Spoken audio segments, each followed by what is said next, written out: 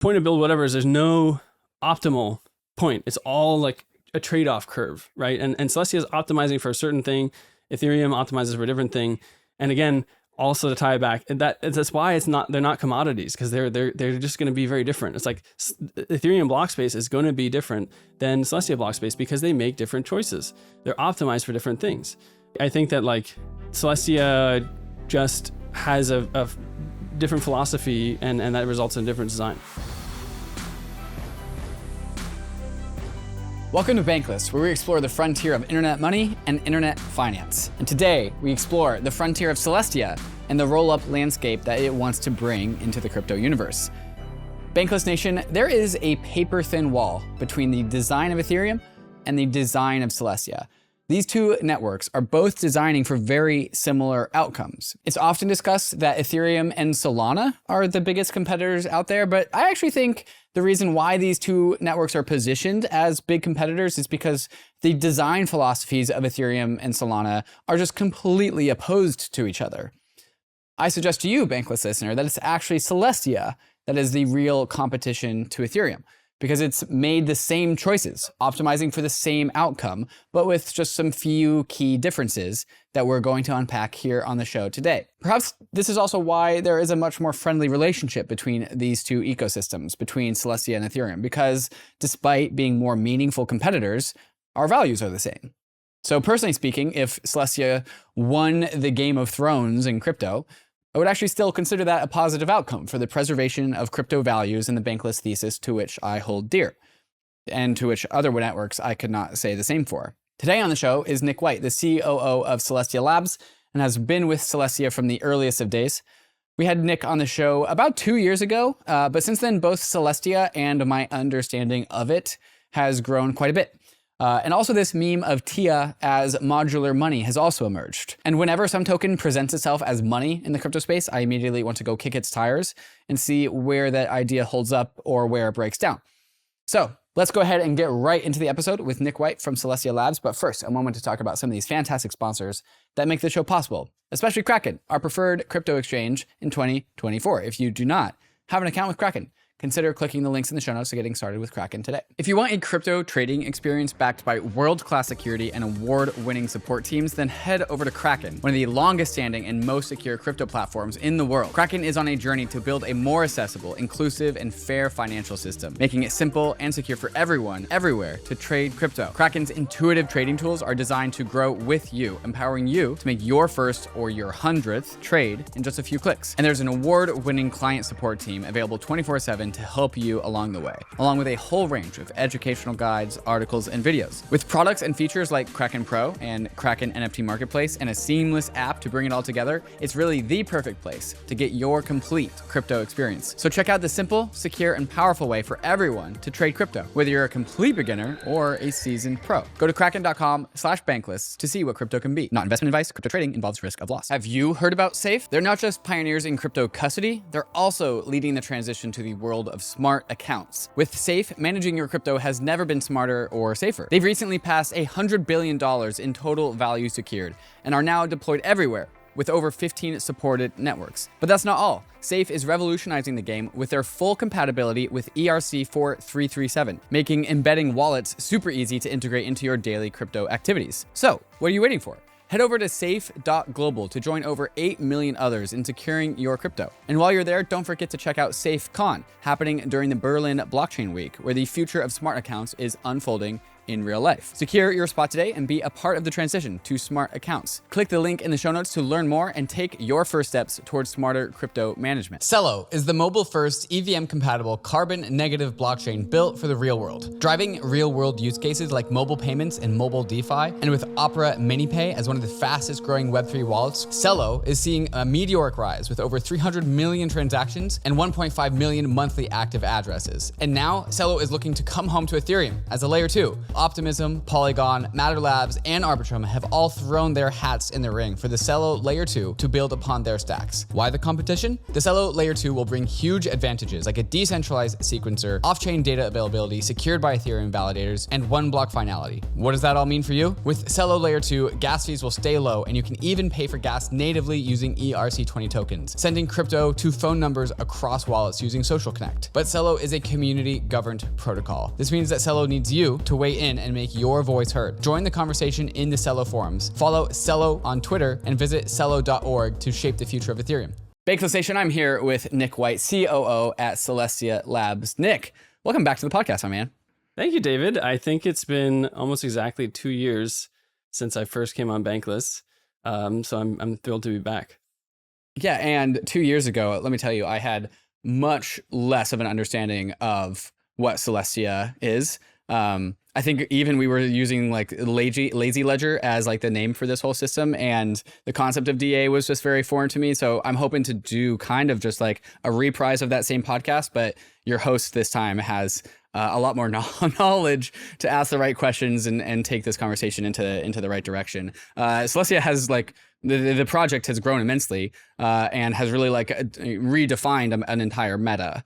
So just like congrats on the success, my man. Like what's it been like over the last like 2 years of Celestia? Like give us a peek behind the scenes.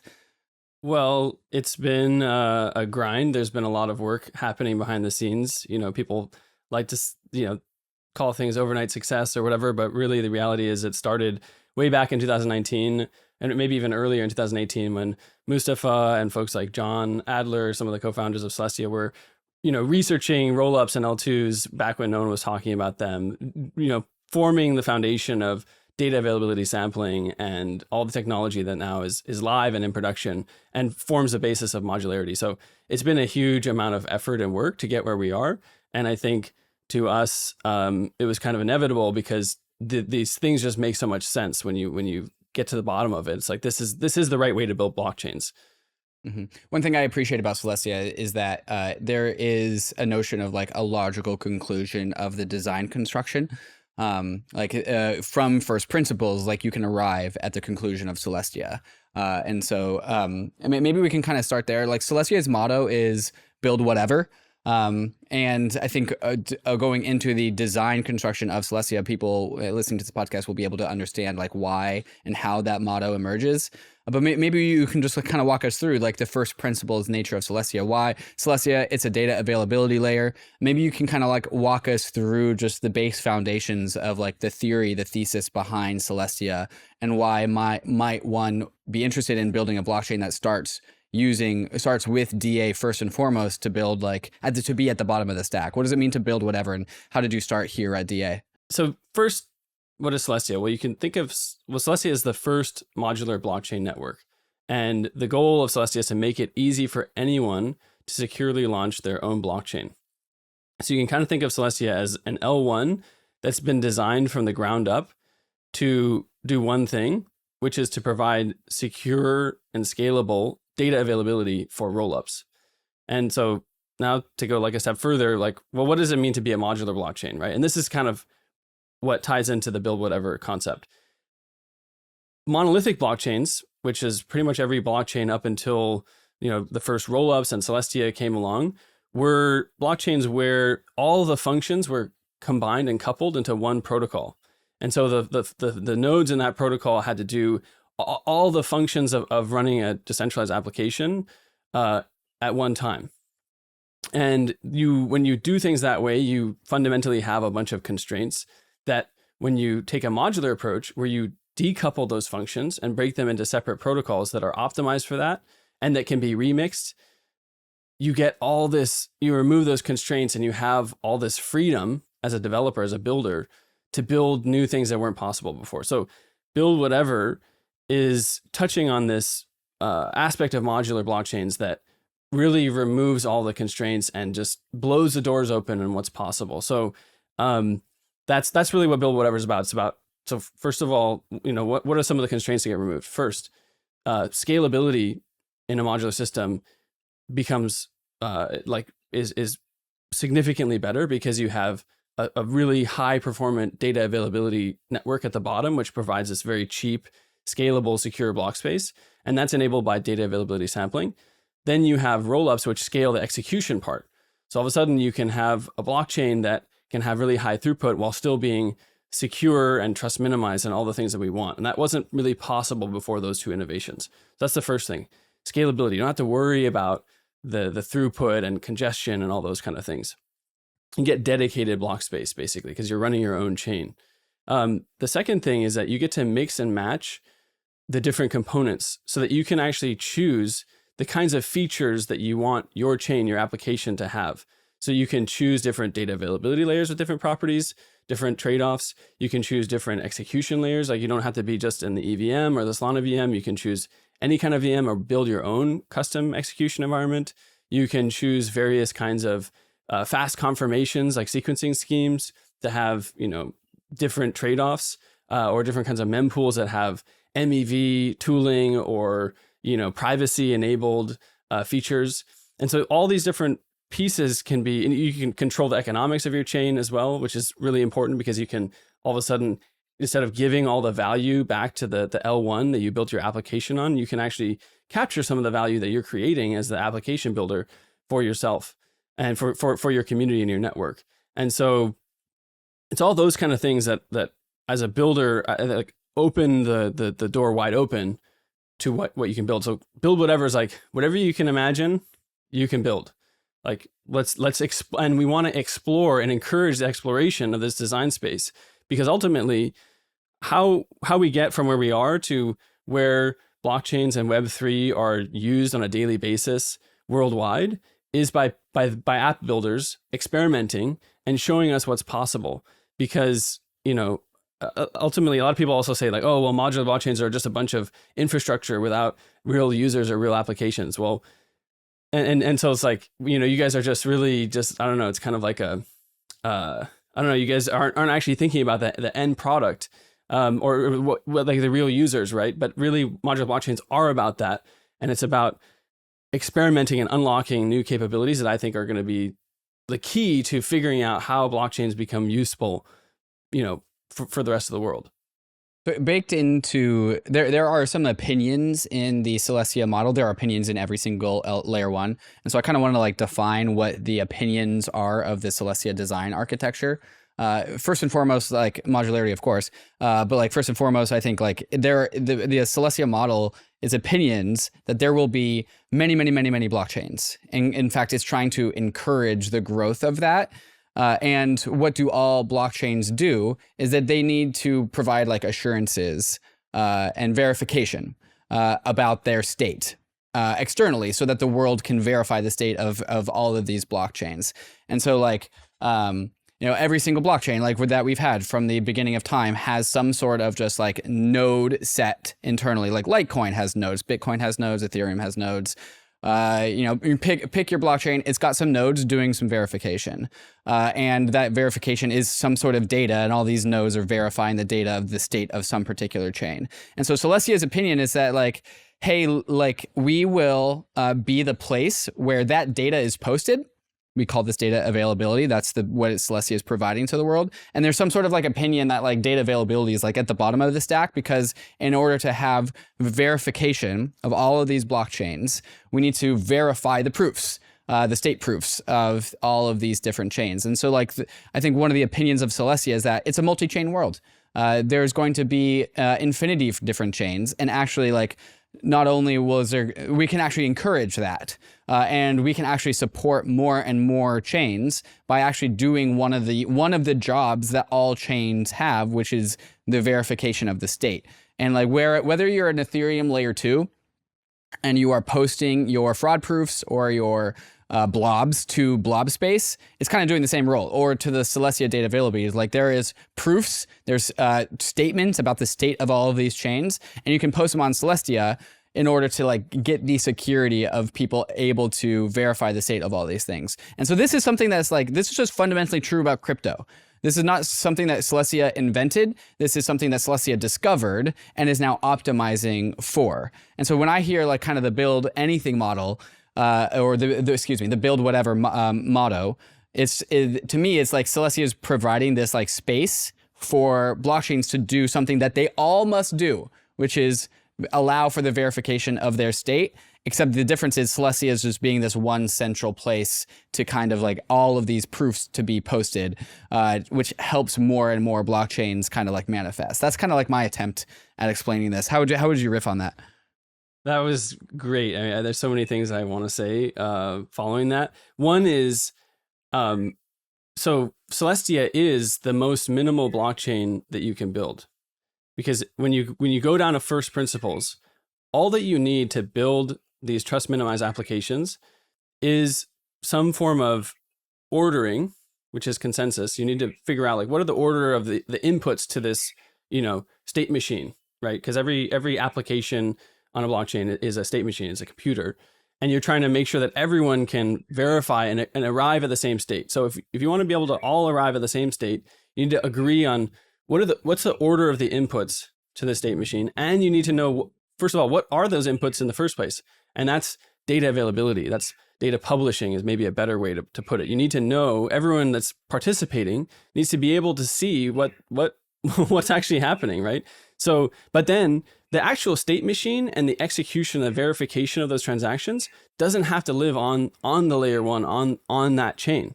It can be run sort of client side or on a different layer, a layer two, like a rollup.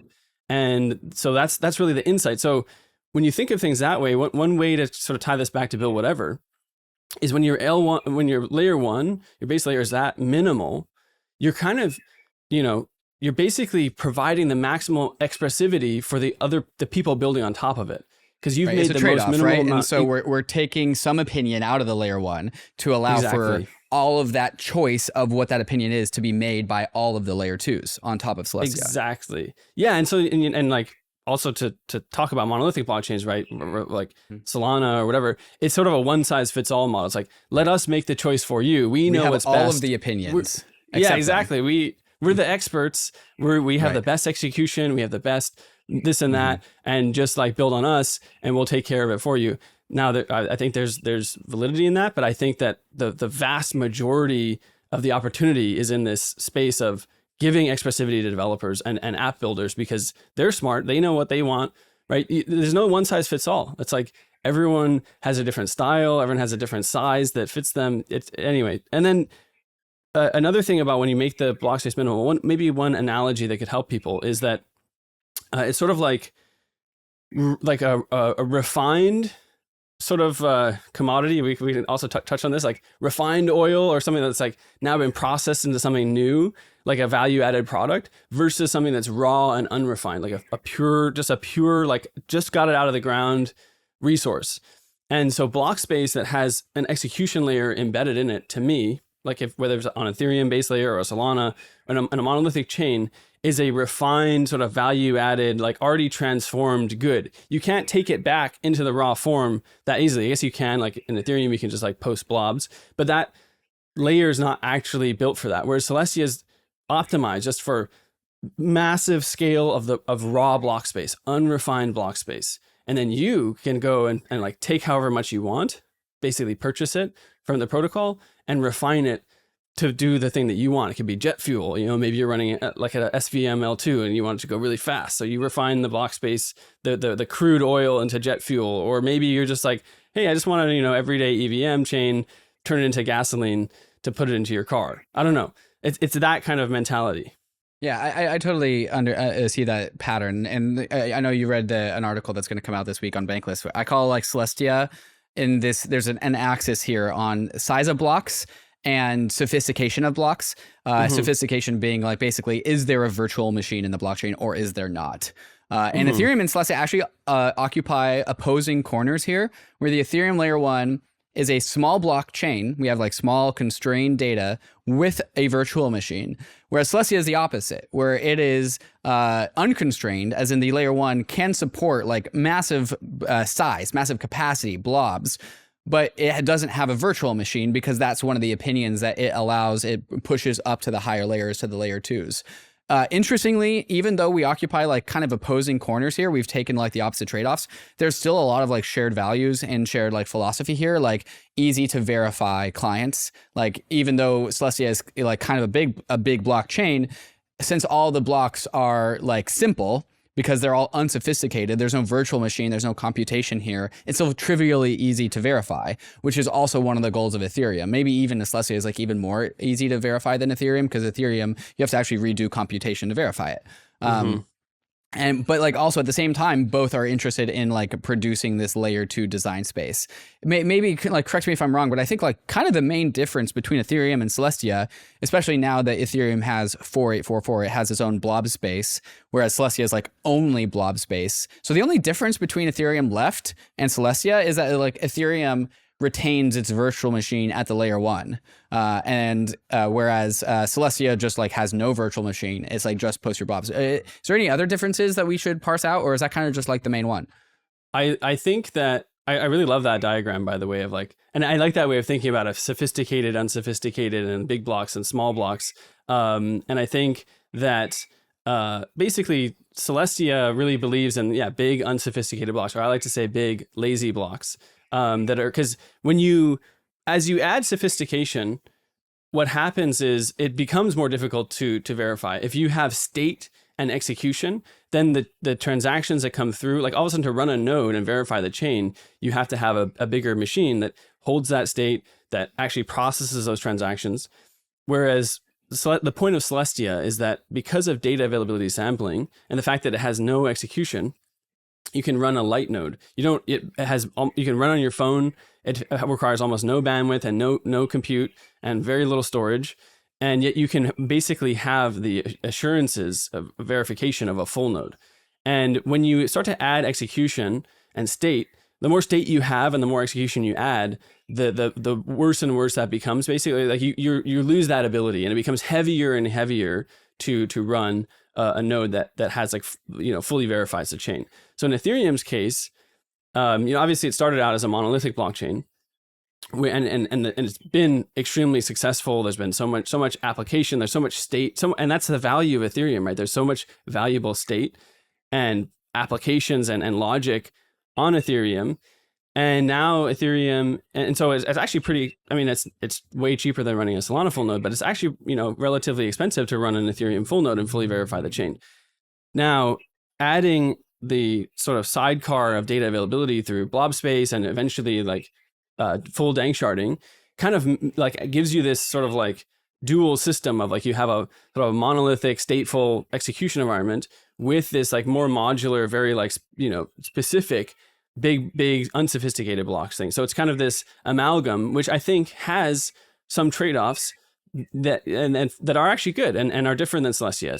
It's just like so they I think there's similarities. Like you can think of like Celestia as very similar to like when dank sharding is fully live, but Celestia will never have this like full stateful L1 because we want to be as minimal as possible, because we think that we want to preserve, if as soon as you have that stateful L1, every rollup that launches on top of you has to pay attention to that and run a full node of that whole execution. And we want to be as light as possible for the rollups to build on top of us.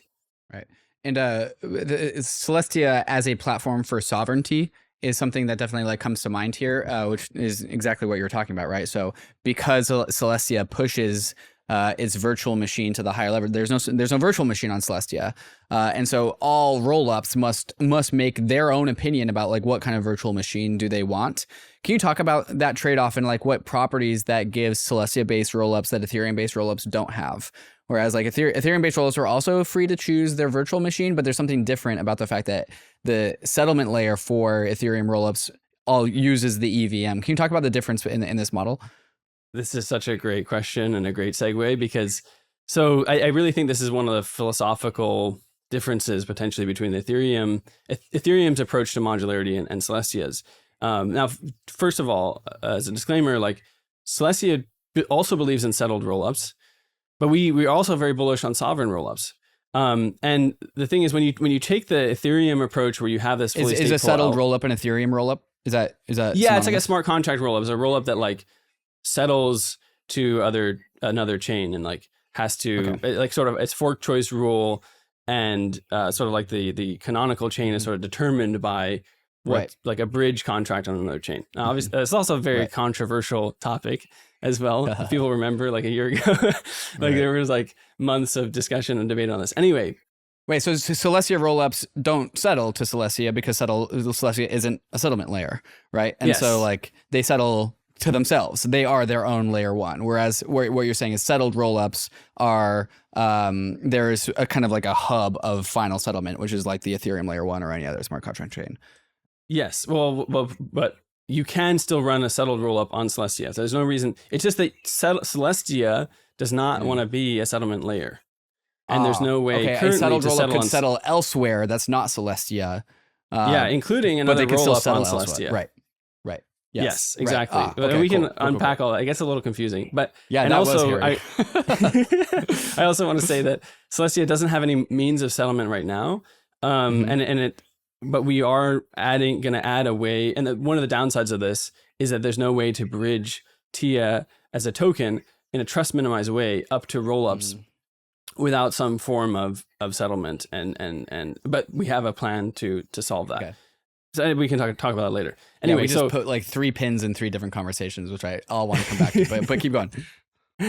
Anyway, okay, so when you are Ethereum, right? Ethereum lens of like rollups, starting back like in 2020 when they were first getting sort of proposed, was this idea of we want to extend the throughput and the functionality and the users and the assets and all these things of the L1 itself. Like Ethereum has this rich ecosystem of users and applications and liquidity and stuff like that.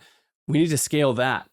So the mental model of the original fight, just to really extend that, both Arbitrum and Optimism were fighting over like which one is more Ethereum equivalent, because they are trying to literally blur the lines between the layer 1 and the layer 2 by being exactly the same as Ethereum and having this like very natural continuation. This was the genesis of like the Ethereum rollup like landscape here, just to add on to what you're saying. Exactly. And so when you start with that mental model of what rollups should be, they're sort of subordinate, like, add-ons to the scale of the layer 1. You kind of you have just different assumptions about how they should work and what they should look like, and you see that everywhere in the Ethereum L2 ecosystem. In my opinion, most of them are just running the EVM. Most of them, also pretty much all of them, settle down to Ethereum. I mean, that's the whole point of building on Ethereum, is that there's users and assets and all that stuff. But they make those assumptions in their design that they basically need to have this bridge contract. And a lot of them have it baked in that's like the bridge contract is sort of like the source of truth for their rollup. And so that's what you can think of as like this, like a non-sovereign rollup, like a settled or smart contract rollup. Now, if Celestia comes at it from a very different angle, which is more sort of from the Cosmos sovereign chains interpretation of what rollups are. In our minds, rollups, there's actually no reason why rollups need to settle to another chain at all. They are actually their own blockchains in their own right. They just happen to run, it's like a virtual blockchain where they run on some other chain's block space. So they borrow, they pay to use the block space of another chain, and that's it. But there's no reason that they need to actually post like a proof to another chain to be able to determine the canonical chain for themselves. And so there's reasons they might, like, obviously, if you and this is also, there's a whole spectrum of like, well, once you start bridging to other chains, do you lose sovereignty? I happen to have my own opinion there, which we don't need to get into, but that's sort of like the big difference.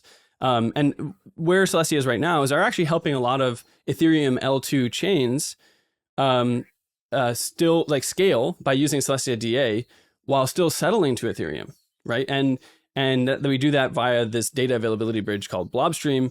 We're rolling that out. Also, we deployed it on Base and Arbitrum. And the idea there is that like you can still tap into an external data availability layer while still being able to settle to another chain.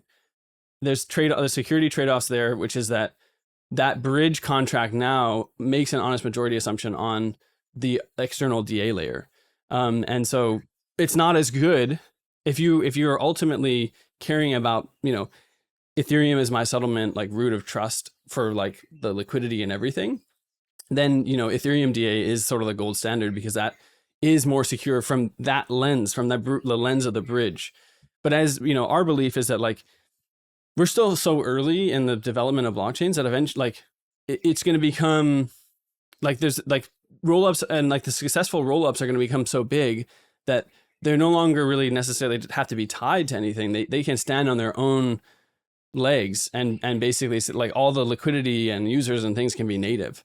And so I think that's sort of like we're thinking like that's the end game of where the stack goes. And so we want to build for that. And also just, I guess, philosophically, we believe that like these applications, these communities that are building and using these rollups should have control if they want to of their own chain, and not because like when you settle to Ethereum, ultimately if something happens and there's a hack or something like that, in order to change anything, you have to like change the bridge, right? Because the bridge is a source of truth, but you can't fork your bridge unless you fork Ethereum. And so you end up kind of like stuck, essentially. You're embedded within the Ethereum social consensus and social contract rather than being on your own thing. That was a long rant and there's a lot to talk about, but I'll stop there. I think maybe just one pattern I'd like to elevate. The idea, when I got into crypto in 2017, and ever since then, honestly, there's always been this idea of like, it's a multi-layer one universe. It's a multi-blockchain universe. There's going to be so many blockchains everywhere. And then as a result, downstream of that like meme, a lot of like interoperability chains surfaced, like chains that are trying to connect other chains. Some are like bridges. Like in the 2017 world, there's like Aeon Network, which is like this one chain that would connect to other chains. There's a blockchain that connected blockchains.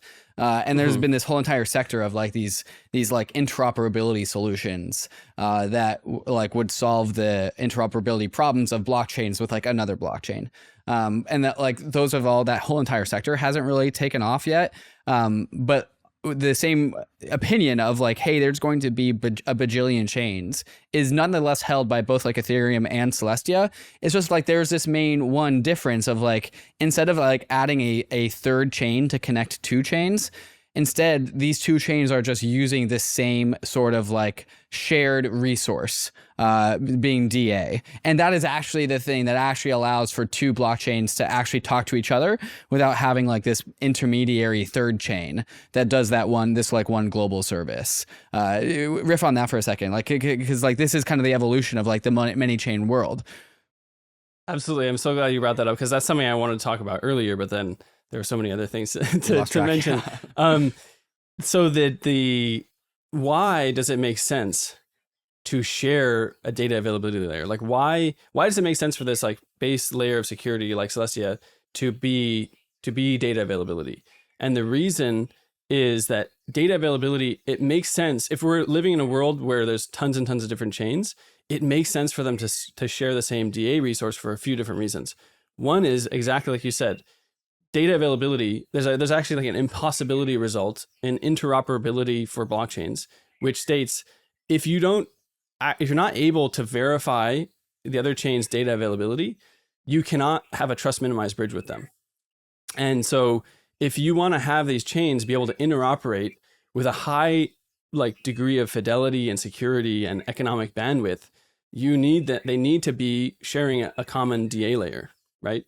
Now, is that just because like you just reduce trust assumptions if we all make the same trust assumption?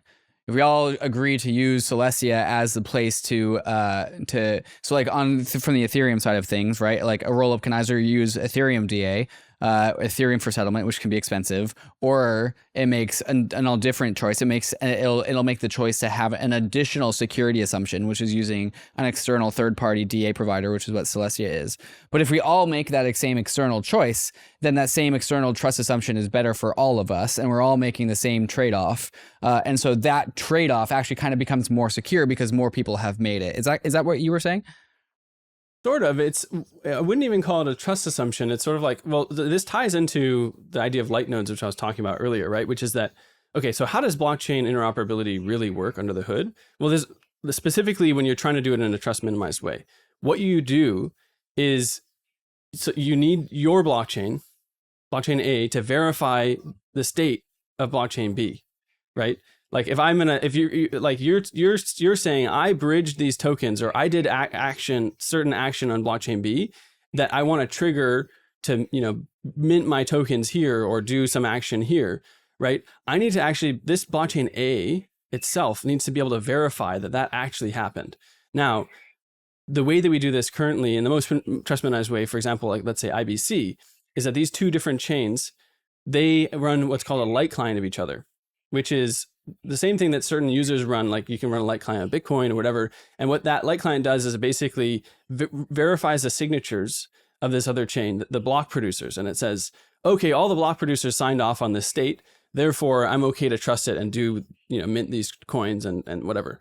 Now, the problem with that is that a light client makes an honest majority assumption on the validator set of the other chain. If this chain decides to go rogue and sign some, arbitrary state, this chain has no way of defending itself.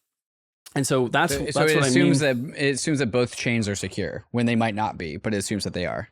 Well, specifically assumes that the validators are secure, not going to get corrupted. The problem with that is that, like, if a rational validator, if I have a certain amount of stake value at stake, if I sign like invalid state, I get slashed for that, right?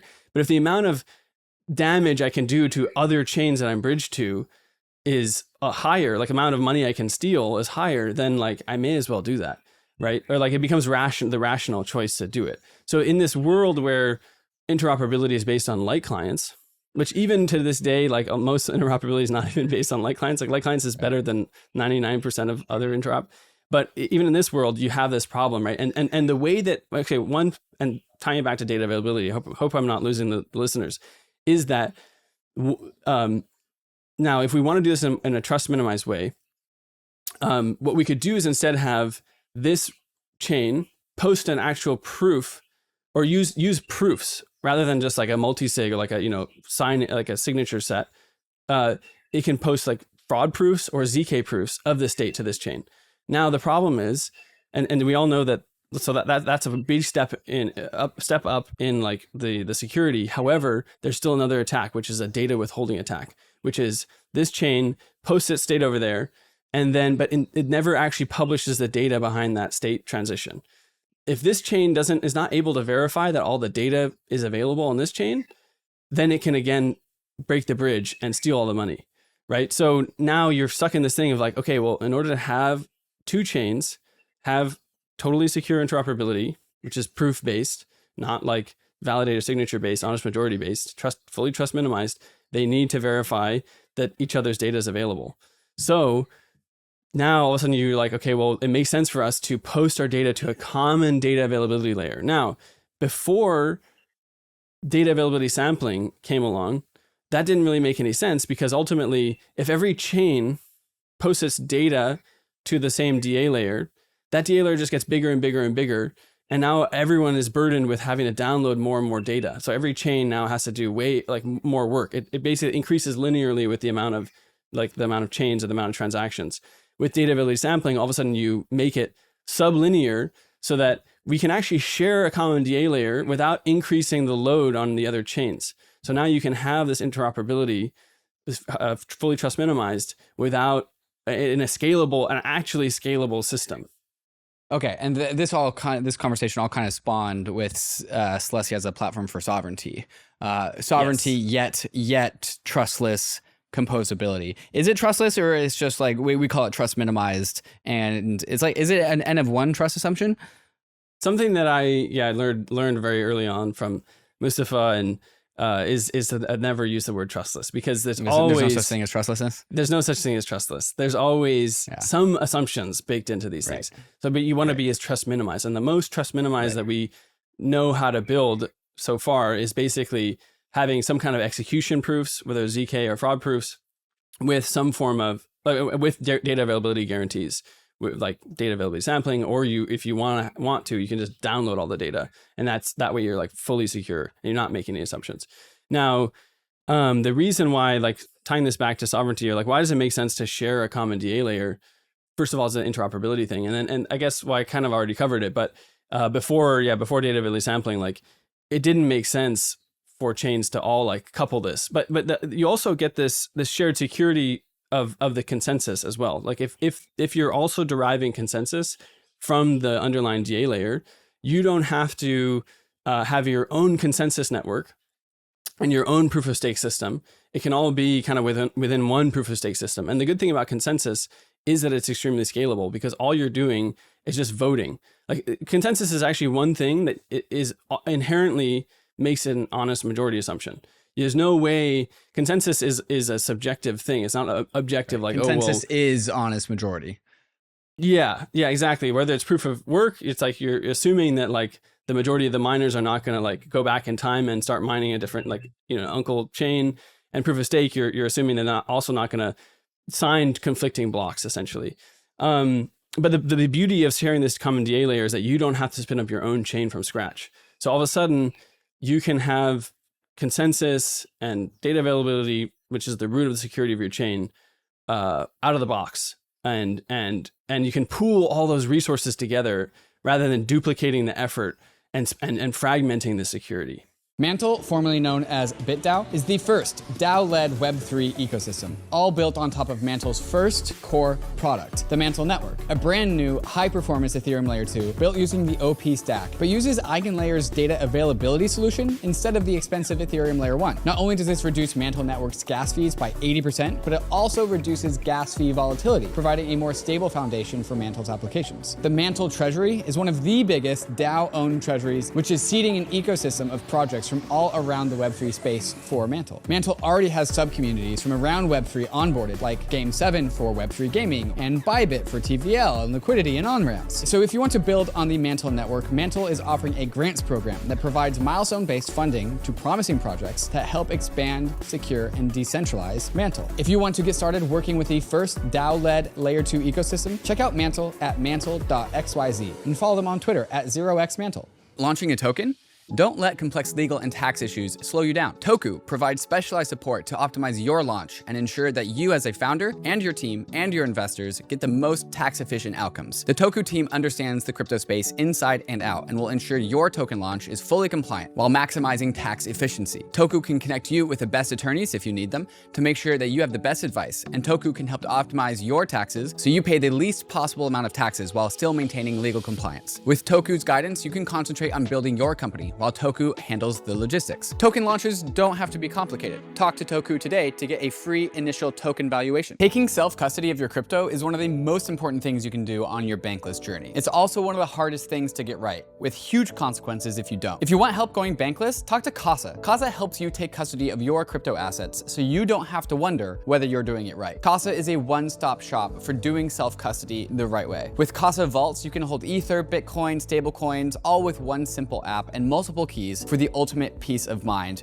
with a support team to help you every step of the way. But it doesn't stop at self-custody, because even though crypto is forever, you are not. We all plan on making life-changing wealth in crypto, but with Casa's inheritance product, life-changing wealth can elevate to generational wealth for your kids and your loved ones who don't know anything about crypto. With Casa, you won't lose your private keys and you won't accidentally take them to the grave either. Click the link in the description to get started securing your generational wealth. So one of the big conversations around Celestia is like the notion of DA, data availability, as a commodity or not. Like some people will look at the market cap of TIA and be like, well, that doesn't make any sense because what are they doing? They're selling a commodity. The price of DA, the cost of DA are going to zero. The economic sustainability of selling DA is just like not a very good business.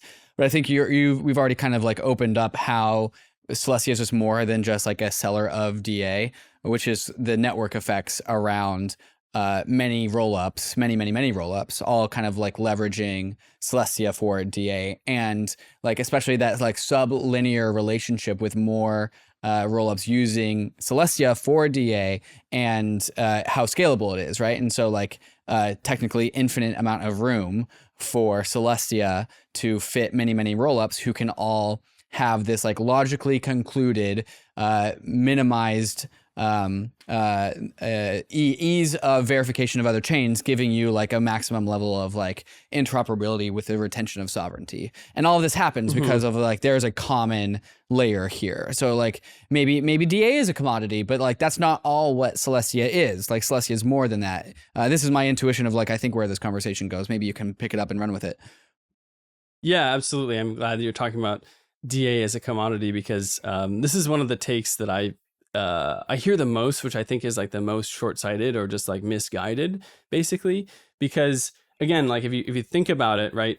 I mean, do you think that, for example, any EVM block space is the same? Like is block space on Ethereum L1 versus like Tron or like, I don't know, even let's say Arbitrum, right? They're all like block space, all block space is like differentiated in some way. They have different features. And just, I think people just think like, oh, well, data availability, it just sounds like, oh, I'm just putting my data somewhere and like, you know, it could be anywhere. So like, it's trivial to just spin up more data availability. But the reality is that data availability is just another name for block space. It's just unrefined block space, but it has all the same properties of block space in other contexts. So like if you, unless you think that literally all block space is a commodity, then you should not think that DA is a commodity. And I think there's a lot of other, like one way I've heard kind of this idea expressed was someone in the Ethereum community used this analogy of like block space as a building material, right? And so this is another way of like explaining this is like, not all block space is made the same. Not all DA is made equal in the sense of like, there's block space or data availability that's flimsy. And then there's block space and data availability that's very strong and robust. And like what, you know, if I'm a builder and I'm building the whole point of blockchains, right, is to have this shared state in a trust minimized way. And if I'm building my application and I choose certain building materials, like something that's flimsy, let's say like particle board or something, like I like the house I'm going to be able to build or the tower or whatever is going to be like just frankly not very sturdy, right? And maybe that's okay for your specific thing, but for the majority of like use cases and like the real essence of what makes blockchains useful, you want something that's very sturdy, like steel, that you could just like, you could build like a tower, like, and the social scalability of that is so much greater. So it's like, it's kind of like this building material analogy is one way to think about it. And Celestia's goal is to be the most sturdy, trust minimized, and yet scalable DA. So it's like, so it's cost effective. Like you might think like, well, okay, if it's made out of steel, you know, it's going to be more expensive than if I bought just like plywood or like particle board or something. And it's like, yes, absolutely it will be. Like if you want to just use DA on AWS, S3 or something like that, go for it. And it's going to be cheaper, obviously, but you're going to pay for it in other ways. Post your right? DA as tweets on Twitter. It's great. Yeah, exactly. Yeah, exactly. Right. But you're going to pay for it in other ways. And so like, right. But the goal of Celestia is like, maybe, okay, this is maybe a good thing. Like, okay, maybe Ethereum block space right now, right, is like steel. It is like the most, right. It is like insanely secure, like so many people running nodes, like all these, you know, different features. Celestia is perhaps not as sturdy yet for now, but it's cheaper. So maybe you think of it like carbon fiber. I don't know if carbon fiber is like actually cheaper than definitely not cheaper, but okay, never mind. That's a bad analogy. But imagine something that's like not quite as strong, but cheaper to build on and still extremely sturdy. Build houses out of wood. Yeah. Well, I'll think more about what the specific analogy could be, but that's the way to think about it. It's not a commodity. Now, within each block, like within Celestia, the like block space is kind of created equal. So you could think of it as a commodity within like all Celestia specific block space, all Ethereum specific block space is a commodity. But then you even have Ethereum breaking out its block space into like execution block space and DA block space, right? And also you can think of it like, well, top of block is actually more valuable sort of like part of the Ethereum block space because there's MEV to be extracted at the top of the block. So anyway, that's just sort of my rant of like DA is not a commodity. And like, I don't know, we can talk more about specifically the network effects around block space and DA generally, which I believe are there. As another sort of like element of this conversation. Yeah, I see two pillars of this conversation. The one that you were just talking about right now, and then the second one, which you just identified, which is just like, what are the extra features that come alongside of a shelling point where everyone's using the same DA layer, and like how can like a platform like Celestia or any other DA platform, like how can they maximize network effects, which is one part of this like DA as a commodity conversation, which I definitely want to get to, but I still want to hang on the first one for a second, because I don't think what your opinion was actually directly attacks at the heart of like the whole DA is a commodity meme. Like block space is also a commodity. Like to your point, it's definitely a commodity. But like block space is less commoditized, whereas think DA is very commoditized. As in like you can like Ethereum produces block space. The Ethereum layer 1 produces block space at a very specific rate. And so it's producing this commodity, but in this very constrained fashion, which is actually where Ethereum block space gets its value from. The fact that it's so constrained in its supply and production.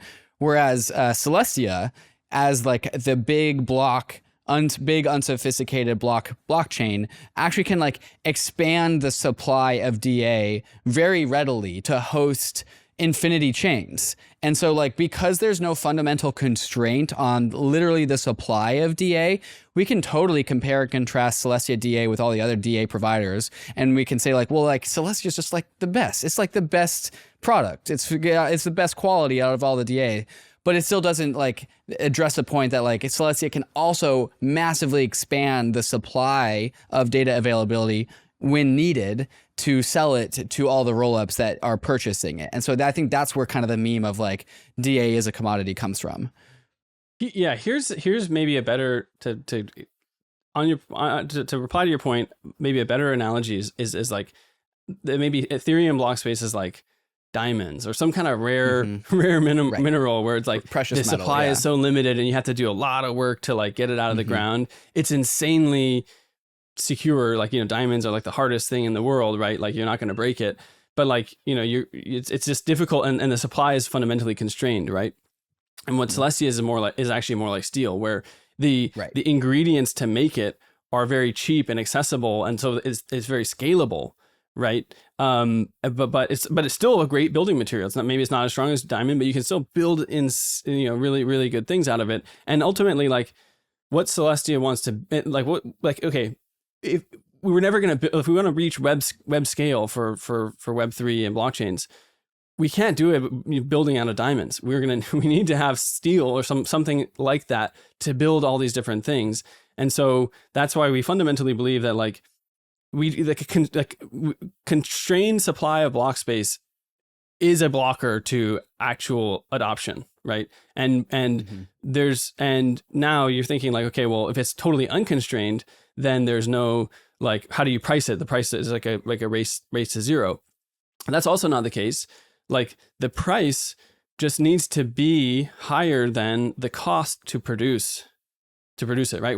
If I'm a steel manufacturer, it's like, would I rather like, I could sell like 1,000, I don't even know what you call those, like, you know, beams, bars of steel. Yeah, exactly. Beams of steel at like $1,000 a piece, or I could sell like 1,000,000 of them at like $100 a piece or something like that, right? You want to, it's better to have a low price point, but sell a lot. Like that's how we're going to actually make these systems work in the real world. And that's what Celestia wants to do. Rather than trying to constrain supply and drive the price up, it's like have the price be low and accessible to anyone, and just, you know, sell a lot of it. Basically, it's like economy of scale is sort of like the underlying goal. Yeah. All metaphors like sadly break down, and so this is where kind of like these like economic resources are like metaphors are kind of like imprecise. But I think like really the measure is like both Ethereum and block space and Celestia blob space are both like renewable resources, but Ethereum constrains its supply and Celestia maximizes the supply. And so like Celestia regrows its block space very, very quickly because like that's kind of the nature of blob space, is you can actually prune it. And so like its ability to regrow more blob space happens at a very high rate, and is also interested in growing like renewing its resource over and over and over again, faster and faster and faster, where Ethereum is like, really, really put a damper on how much new commodity that we are producing, because that's just what the nature of block space is. Yes, exactly. Yeah. And just a quick thing on like the pruning part, right? Which is that data availability is different to data storage. So like people get mixed up. They're like, oh man, well, Celestia doesn't store its data beyond, 21 days. I think that's what the pruning threshold is. But the reason for that is that data availability is about publishing and not about storing. And those are two different things. Yeah. It's sort of like, like a newspaper publishes data and distributes it around the world, but you don't expect them to have the copy of the newspaper from 3 weeks ago like, when you go back and check it, because it's like, well, they already did their thing. If you need it, Right. there's copies of that newspaper everywhere. Just go Somewhere, or go to a library and pull it out, because the libraries are storing it. And a library is more like a storage. Right. Anyway, that's just a small aside. Yeah, right. It's not the newspaper's job to retain the knowledge. Like humanity does that in other places. And so like their knowledge remains, but the newspapers decay. Exactly. Yes. Okay, let's get into the other pillar of this conversation, which is like the specific network effects around Celestia DA or any sort of DA layer that generates network effects, because this is and I think we've kind of talked about it, so we're actually kind of rehashing part of this conversation. But just like, is one thing to talk about, say DA is a commodity or not, or it's actually a precious material, but really the separating factor between like one DA platform's quality of their DA and others is largely its like shelling point as like a settlement network for DA. And so like we've already talked about, like if rollups are all using the same DA layer, call it Celestia, there are like tailwinds. Maybe we can just kind of run through that conversation a little bit more formally one more time about like the nature, how the quality of DA changes when everyone uses the same DA platform. Yeah. So one of the main ones, which we already covered, but I'll just recover quickly, is that if ever like the more rollups, the more chains are using a specific data availability layer, you get this shared security property basically, which is you can have first of all, you share the same like root sort of consensus and ordering between the blocks, and you have this like shared sort of proof of stake network at the base, right? But then more importantly, potentially, is the fact that you share this common data availability root. And there's actually in Celestia, there's it's what's called the data root. And if everyone's verifying the same data root, then they get this privileged access to each other's state.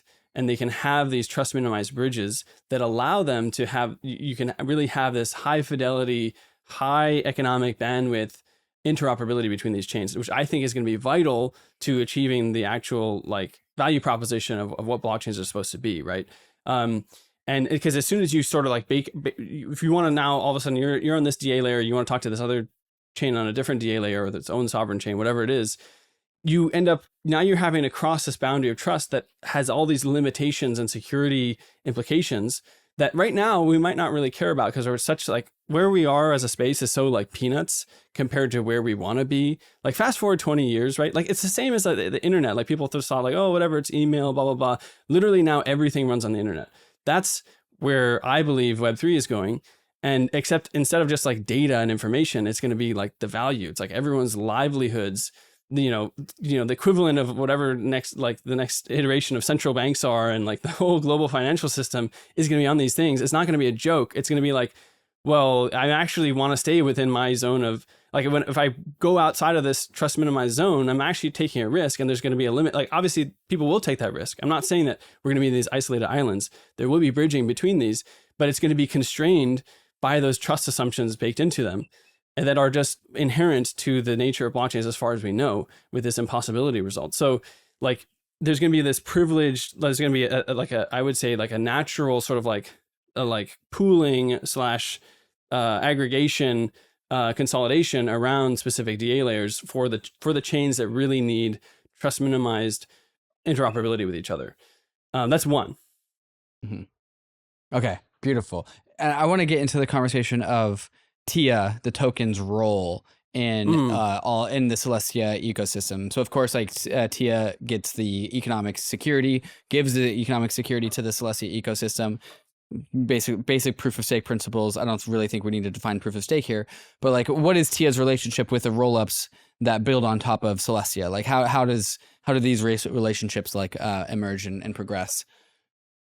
Yeah, so TIA is basically, first of all, the proof of stake token at the root of the network. It's also the token that people use to pay for block space.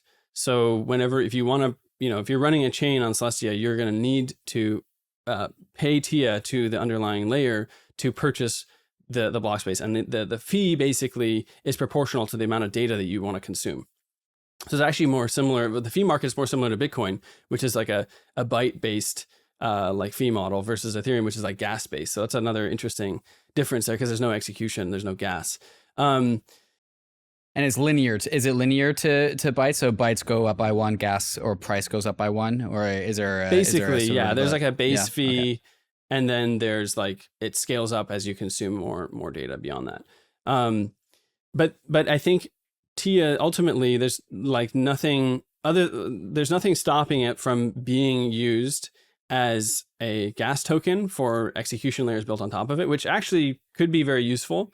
Similar to what rollups use for ETH, you may not want to issue your own token to do gas. If those rollup operators and folks using it are already posting data to Celestia, it can kind of make sense to just have that also be TIA because it kind of aligns the cost of execution with like the same sort of unit of account essentially between the DA and the execution. So there's a lot of reasons why that could make sense. It can also just to be, put a pin in this is something that I've learned from David Graeber's book, Debt First 5,000 Years, and also like one of the ways that we understand money emerges in the first place is that like some governments have some control over some piece of land, and then they say, hey, citizens, we are going to protect you and you are going to pay taxes. Oh, also you're going to pay taxes in this unit of account, which is our currency that we issue.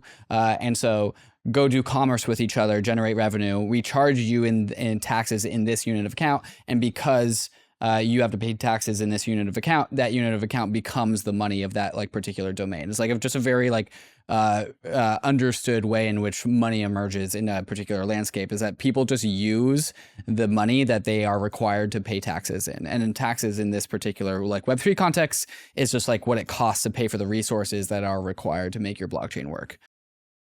Exactly. You know, that book is something that I remember I bought it at one point and I was like, I'm going to read this book. And then I just could not get through it.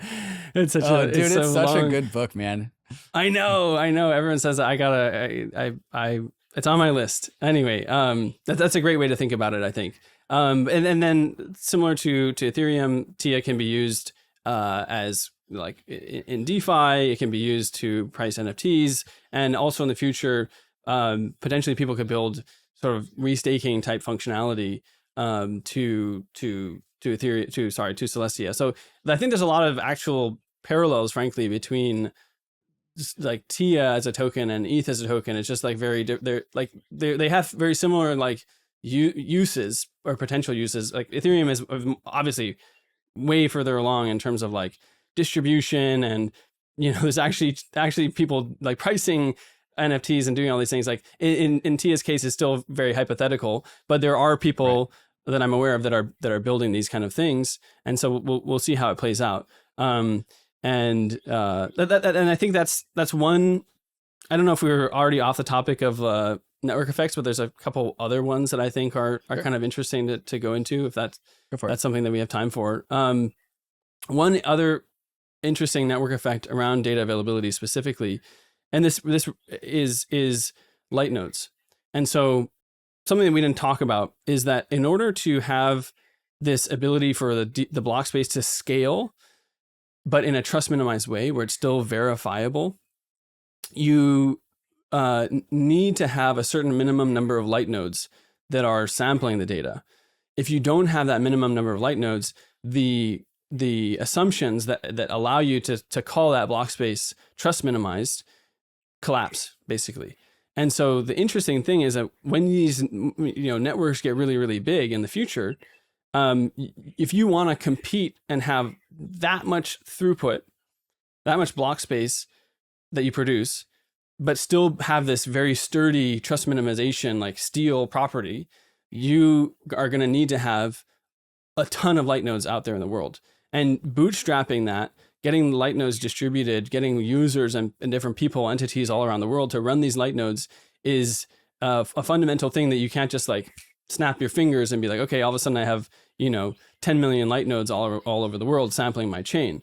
So I think that's another really important part of this, that like you can't just replicate, you can't just fork Celestia or some other DA layer, just like you can't fork Ethereum. It's like, okay, fork Celestia and run in your basement, but no one cares. And it's not trust minimized because you don't have all these things that are fundamental to making that possible. And then I think the last one is just, integrations. And this is not necessarily like at the protocol layer, but just if you think about it, the modular stack, as much as we want things to be like pluggable, the reality is I think we're still pretty far from that. And right now, to integrate different kinds of DA layers and different tools, like the amount of tools and tooling and integrations you have with execution layers and shared sequencers and all those things is actually a very fundamental sort of network effect of like, if I'm building a new modular component, where am I going to choose to build it on first, or what is my priority going to be when I'm launching it? It's like, okay, well, I'm going to go to the DA layers that have the most, users and other integrations as well. And so like Ethereum, everyone immediately if you're building a modular thing and it doesn't like touch Ethereum, then it's like, what are you doing? Right. Yeah. You're touching and I no think, one. Yeah. Mm-hmm. Yeah, exactly. And so it's like, well, who's really going to, like, that's your main user base. So that, like, if without an Ethereum integration, it's kind of like, well, no one's really going to care. And I think that there's a similar sort of path here where there's like ultimately going to be a limited number of DA networks that these builders are going to want to support and continuously like battle test and like upgrade and like maintain these integrations with. And so I think there's kind of a consolidation also at that layer. Okay, so I accidentally truncated this conversation, and you brought us back to it, which is just like the network effects worries. around the Celestia ecosystem. But I also think that also bleeds back into the money conversation, because like, what is money? It's just like network. It's just network effects. It's just network effects. And so like some of these network effects, like many more light clients, I think are like loosely affiliated with the moneyness of TIA, but affiliated nonetheless, which is just like there's some sort of like security and money go hand in hand. Like you don't have money without security. And so many light clients produces security for many more chains, which kind of just like fosters some sort of like emergent breeding ground for like the TIA as money. Like no one can ever force money to become a thing. It's like kind of this bottom up adopted thing as a result of just like the correct context. And I think what you're saying is just like, when many rollups use the same settlement DA layer, when many light clients are securing all of these rollups, all of a sudden, like we are fostering a lot of the ingredients that one would require in order to like allow for money to emerge. And I think the continuation of that is like, well, naturally, TIA is the most logical thing to like leverage as money inside of the modular rollup ecosystem. Is that kind of the thought process? Yeah, that is a good way to summarize it. And one thing I didn't mention is that there is actually a blocker to that future currently in the way that Celestia is designed, because without execution or without like settlement, I guess, there is actually no way currently to bridge TIA in a trust minimized way to the rollups on top of it currently. And so now TIA is getting bridged there, but it's using IBC or Hyperlane or like all, these non-trust minimized options, right? And like that kind of sucks, because if you think about like Ethereum, one of the great things for like the ETH L2s is that they have a canonical bridge that is like, in theory, as secure as Ethereum itself. So when you're bridging Ethereum up into those rollups, it's like the purest, like that ETH is not compromised. It's like almost as close to native ETH as you can get, basically. Right. Unmediated, right? And that's a really ETH. Yeah, exactly. There. That's a very good way to put it. Love that. And so Celestia right now does not have that ability, and that was we chose that because we thought at the time we were like there was the only solution we could think of was basically to add execution to Celestia in order to do that. So you can have a smart contract that verifies the rollup, but that would add state and all these problems. So like we were like, How can we do this? How can we add this functionality of being able to have a trust minimized bridge to rollups without adding complexity on state and all the like adding baggage and weight to the L1? And we came up, so Mustafa wrote this forum post on the Celestia Research Forum, I don't know, maybe over a year ago, which is basically like, describe this idea of having a snark account or a ZK account at the Celestia base layer. And essentially what it is, normally, it's basically a stateless way of having a bridge to other rollups and like an execution minimized way of doing it, where normally an account on a chain, right, it has an address and a private key. And if you sign a message, if you have a signature right? The valid signature of a certain like transaction, if it matches that address, then the chain will execute that transaction, right? It'll consider it valid. Now, what you can do, and this is a vast oversimplification, by the way, but I'm just trying to get the message across. A ZK account is essentially, instead of like the public key, essentially, you have a ZK program, like a commitment to a ZK program. And if you provided a valid proof rather than a valid signature, that some execution happened on this ZK program, then it will carry out that transaction, which could be like, moving TIA to another address. So all of a sudden, with this thing, you can have an arbitrary sort of like, it's kind of like I wouldn't say enshrine ZK rollup, but it's sort of like you can have a ZK rollup that can settle to Ethereum, to Celestia, and that rollup can be like just used as a bridge essentially to get TIA up into that thing. But you can also, interestingly, likely build more interesting things like potentially restaking and stuff like that. And so this is something that we're still designing and speccing out. If people are interested, we have a working group. We have a very active CIP process, so Celestia Improvement Proposals process, where there's a lot of really like gigabrain people much smarter than me who are like designing these kind of systems. And I'm excited about that because I think that is the key to unlock this ability, and in a way that stays aligned with Celestia's values of like, we try to be minimal as possible and not burden the rest of the rollups with like all this state and execution. Right. So is this feature, is this inside of blob space, or is this kind of like making a new lane just to kind of enable this one particular feature? So Celestia is execution minimized, but it still has execution. We actually thought originally, one of the designs was like, okay, actually we'll just have all the execution can be just a roll up on top of Celestia, but it turns out you do need minimal amount of state for like proof of stake and doing all the, and all of that. And so kind of like Ethereum's beacon chain, right? Yeah, exactly. So exactly. That's a very good analogy. So there is execution in Celestia, but it's as minimal as possible. So basically all it is like staking related things and transferring tokens, and that's it.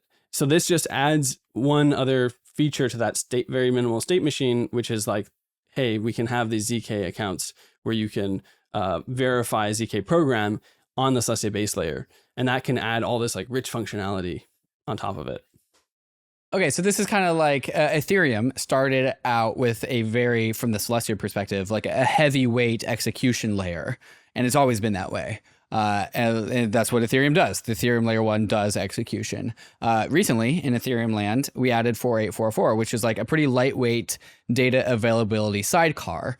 Whereas Celestia is like the heavyweight DA provider, like DA champion of the world. And now is adding a very lightweight execution module inside, I don't think you like the word enshrined, but like kind of like built into the Celestia layer 1 itself, in order to like kind of like converge back to like the Ethereum model, which has execution on the layer 1 and now is adding DA, whereas Celestia is DA now is adding a light little like execution module.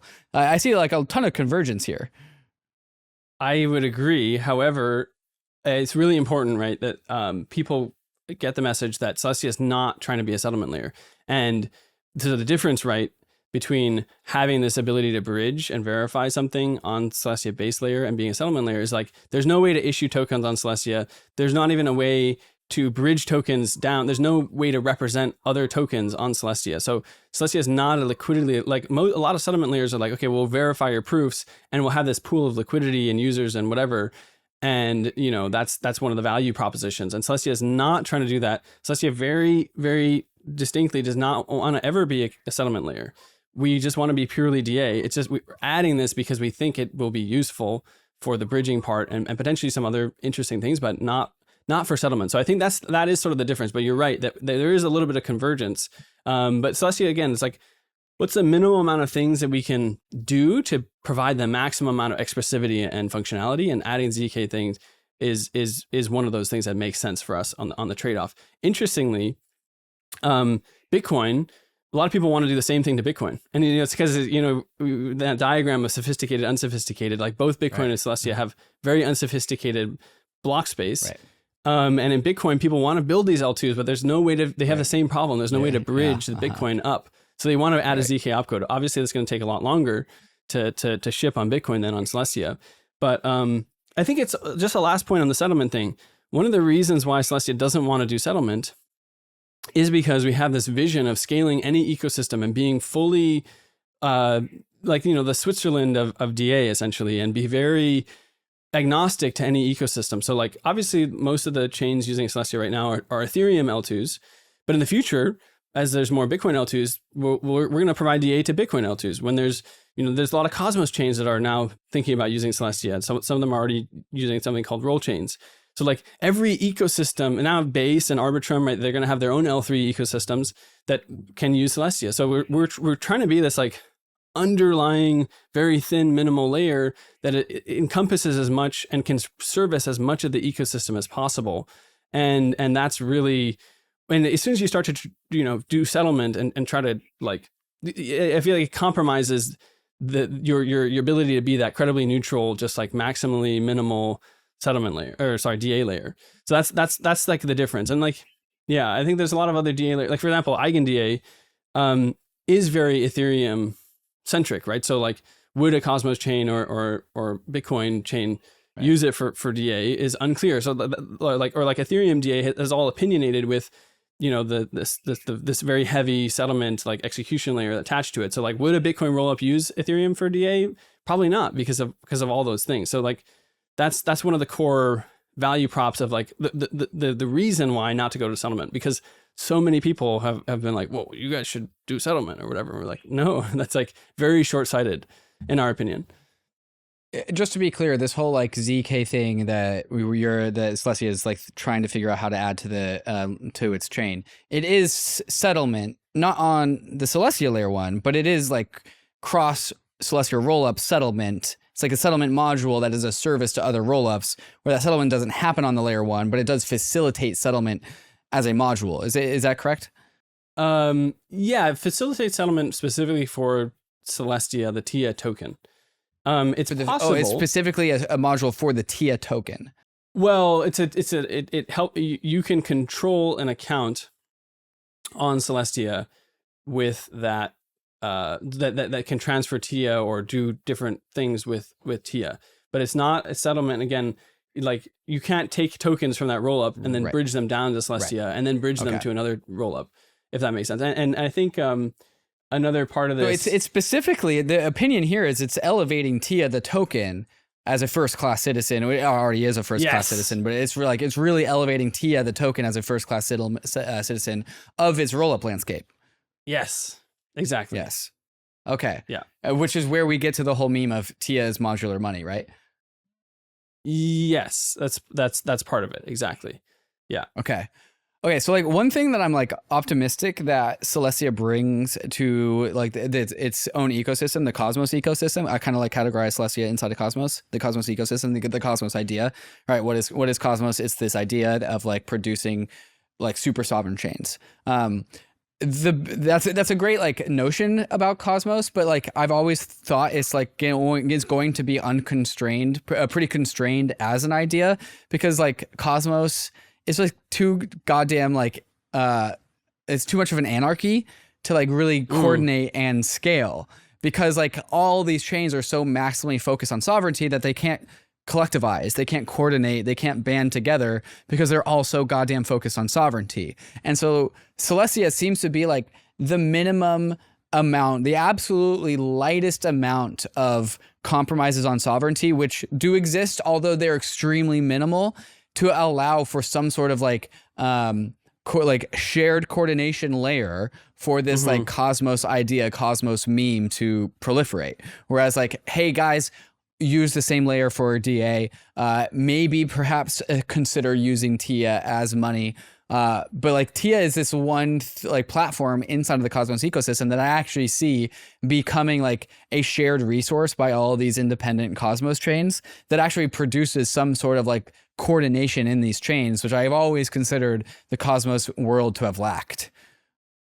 Great way to put it. I would say Celestia shares a lot of philosophical roots with Cosmos. It also, frankly, is built, the base chain is built with Tendermint, or now Comet BFT, and the Cosmos SDK. So there's like this deep root in Cosmos, but I think Celestia's vision and value prop is like quite different. So I don't like, Celestia is definitely part of the Cosmos community, but I think it's something sort of to its own in a sense. And I think of Celestia as sort of the perfect middle ground or marriage of Ethereum and Cosmos. That's sort of the way that I think about it. I see that too. Is because like it's exactly what you said, which is like we do believe in the idea of like app chains and sovereign chains. I think Ethereum is now like also moving more towards the direction of app chains and sovereign chains. But we also believe in like shared security and coordination, some of the things that Ethereum provides to its things, which the Cosmos ecosystem as it currently is does not have. And so like Celestia's role is, like you said, to be like this minimal coordination layer and sort of like shared security layer for whatever kind of rollup you want to build, whether that's sovereign or settled.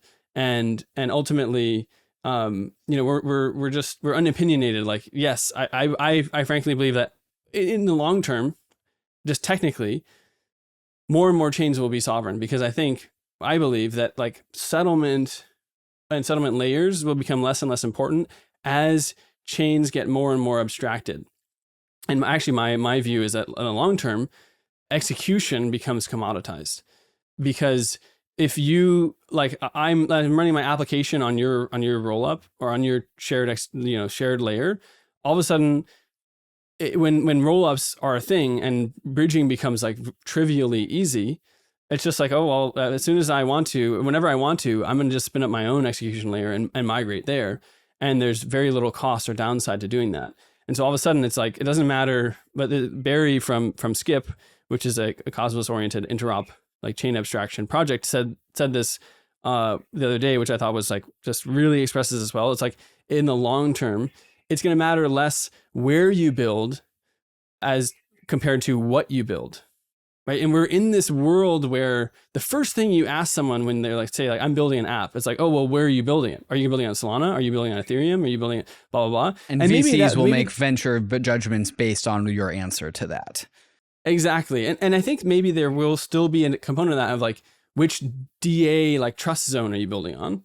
Right. Because that there is actually a reality of like in the future that is a hard boundary that is just set by the technology that will still matter. But in terms of like, are you building on like X EVM chain within this trust zone or Y chain over here? Won't matter. It's like wherever you're building, it's all part of it. Like you could just like, it matters more what you build. It's like, well, what are you building? Because you will have access to all that liquidity and users, and that the flow of that will be so much more seamless and liquid essentially in the long-term future. And that's why sovereignty, like settling and being rooted in some other chain, is going to be less important, because like rollups will be able to stand on their own two feet basically and be sovereign.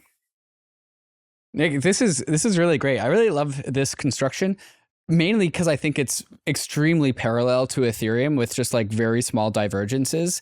And I really think the difference between like the Ethereum landscape and like what Celestia is building towards is really defined by like this very marginal difference of like how sovereign are your rollups.